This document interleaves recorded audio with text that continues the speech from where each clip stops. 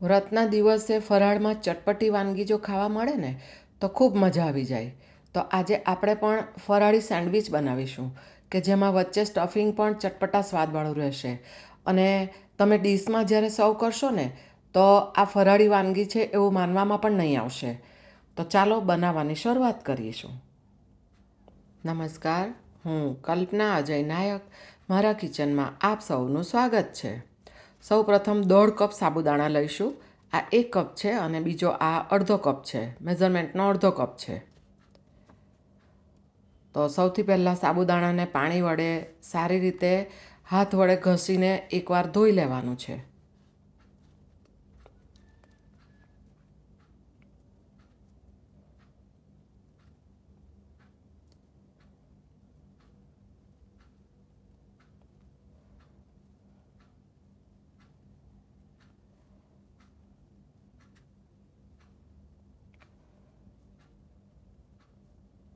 હવે પાણી ઉમેરીશું. તો મેઝરમેન્ટનું 1 કપ પાણી લીધું છે.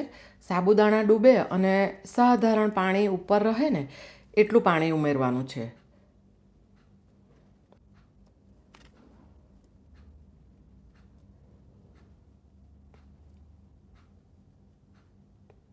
પોણો કપ કરતાં સાધારણ વધારે પાણી વપરાયું છે.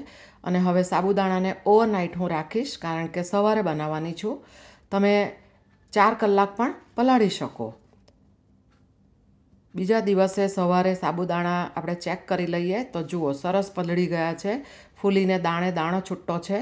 તો હાથ વડે પ્રેસ કરીએ તો સરસ પ્રેસ થઈ જાય છે. તો હવે સાબુદાણાને બાજુ પર રાખીશું અને આ રતાળું છે 250 ગ્રામ લીધો છે. એની છાલ ઉતારી લઈશું.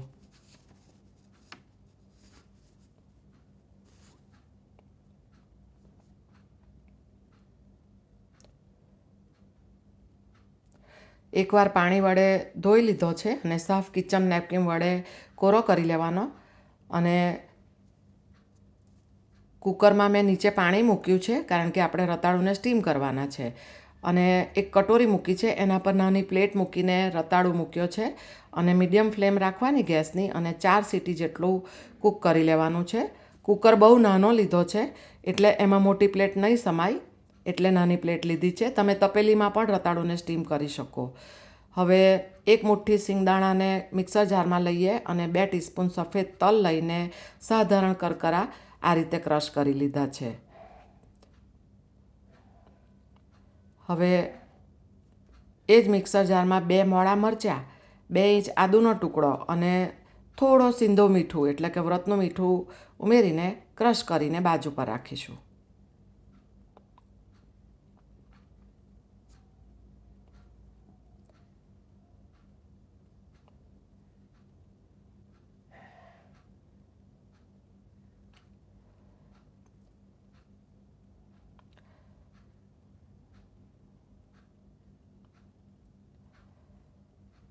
પલાળેલા જે સાબુદાણા છે એને મોટા મિક્સિંગ બાઉલમાં લઈ લઈએ.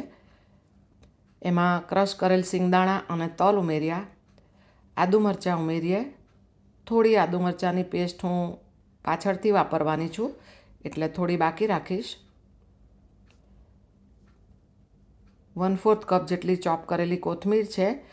1 ટીસ્પૂન ખાંડ લઈએ. 1/4 ટીસ્પૂન જેટલો મરી પાવડર છે અને સ્વાદ અનુસાર વ્રતનું મીઠું ઉમેરીએ. 2 ટીસ્પૂન લીંબુનો રસ છે. હવે કુકરને જોઈ લઈશું. કુકરની વરાળ બેસી ગઈ છે અને રતાળુની પ્લેટમાં થોડું વરાળનું પાણી પડ્યું છે, એટલે આપણે એને કાણાવાળા બાઉલમાં લઈ લઈશું અને ઠંડો થવા દઈએ. સરસ બફાઈ ગયો છે, જુઓ. બીજી બાજુ 3 મીડિયમ સાઇઝના બટાકા પણ વરાળમાં બાફી લીધા હતા અને ઠંડા થયા બાદ છાલ ઉતારી લીધી છે. તો બટાકાને મોટા હોલવાળી છીણી વડે છીણી લઈશું કે જેથી એની અંદર લમ્સ ના રહે.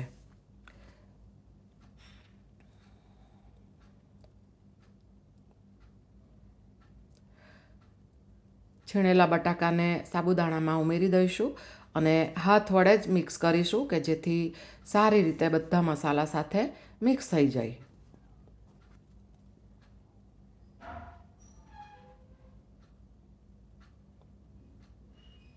હાથમાં થોડું ઘી લીધું છે અને હવે એને સુવાળું કરી લઈએ અને આ મિશ્રણને બાજુ પર રાખીશું.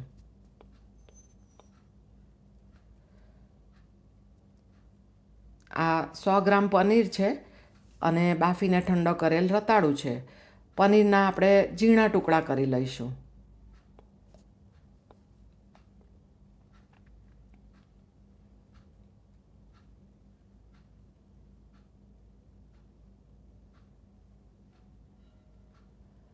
આ રીતે નાના ટુકડા કર્યા છે.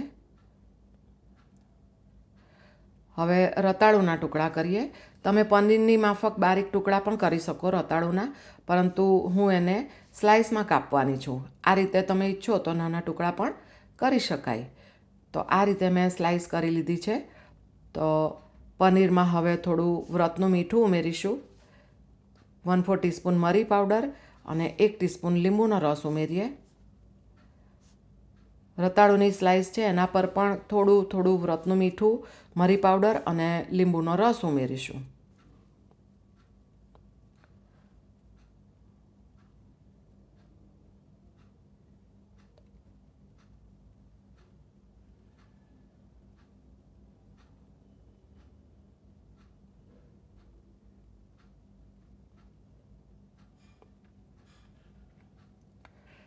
બાકી રહેલી જે આદુ મરચાંની પેસ્ટ છે 1/2 ટીસ્પૂન જેટલી એ પનીરમાં ઉમેરી છે અને થોડી કોથમીર ઉમેરીશું.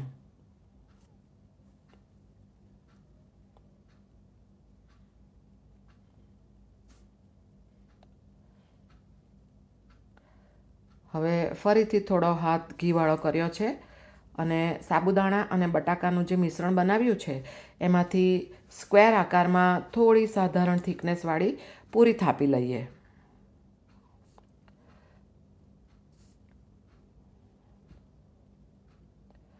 તમને હાથ પર ના ફાવે ને તો આ રીતે બટર પેપર પર મૂકીને પણ ચોરસ આકાર આપી શકો. આટલી થિકનેસવાળી કરી છે.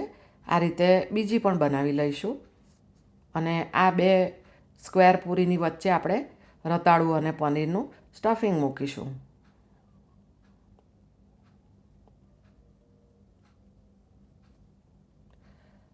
આ એક પર આપણે રતાળુની સ્લાઇસ મૂકી અને એની ઉપર મસાલેદાર પનીરના જે નાના નાના ટુકડા છે એ મૂકીશું.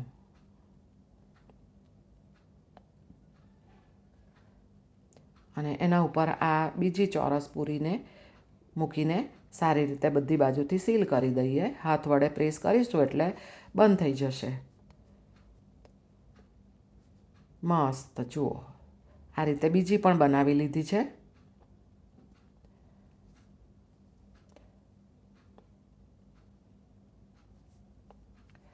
હવે આ ઇલેક્ટ્રિક સેન્ડવિચ મેકર છે. તમે ગેસ સેન્ડવિચ ટોસ્ટરમાં પણ બનાવી શકો. તો થોડું ઘી મૂક્યું છે પહેલાં. તમે તેલ કે બટર પણ લઈ શકો. સોલ્ટ વિનાનું બટર લેજો કારણ કે ફરાળમાં વાપરવાના છે. તો એના પર આ બંને સેન્ડવિચ ગોઠવી દીધી અને થોડું ઉપર પણ ઘી લગાવીશું કે જેથી ઉપર અને નીચે બંને સાઈડેથી સરસ ક્રન્ચી બને.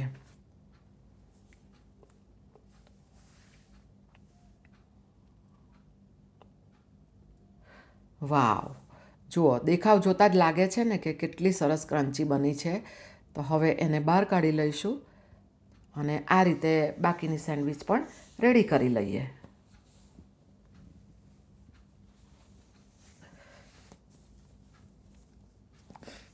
હવે સર્વિંગ કરીશું. તો આ થઈ ગરમ ગરમ ક્રન્ચી એવી બ્રેડ વિનાની ફરાળી સેન્ડવિચ. અને આ માપથી 9થી 10 જેટલી સ્ક્વેર સેન્ડવિચ તૈયાર થશે અને એક સ્ક્વેરમાંથી 2 ત્રિકોણ પીસ તમારે કાઉન્ટ કરવાના. અને સાથે દહીં સર્વ કર્યું છે. હવે જે ત્રિકોણ છે એમાંથી પણ 2 પીસ કરીએ. તો વચ્ચે તમને પનીર અને રતાળું બતાવું છું કે જુઓ સરસ સેટ થઈ ગયા છે રતાળું અને પનીરનું પણ. અને તમે વ્રતમાં કઈ વાનગી બનાવો છો એ મને કોમેન્ટમાં જરૂરથી લખજો. અને આ રીતે ફરાળી વાનગી બનાવશો ને તો તળેલું ખાવાનું એવોઇડ કરનાર વ્યક્તિ માટે પણ સારું રહેશે. અને રેસીપી ગમી હોય તો લાઈક અને શેર જરૂરથી કરજો અને તમારું ધ્યાન રાખજો અને આવજો.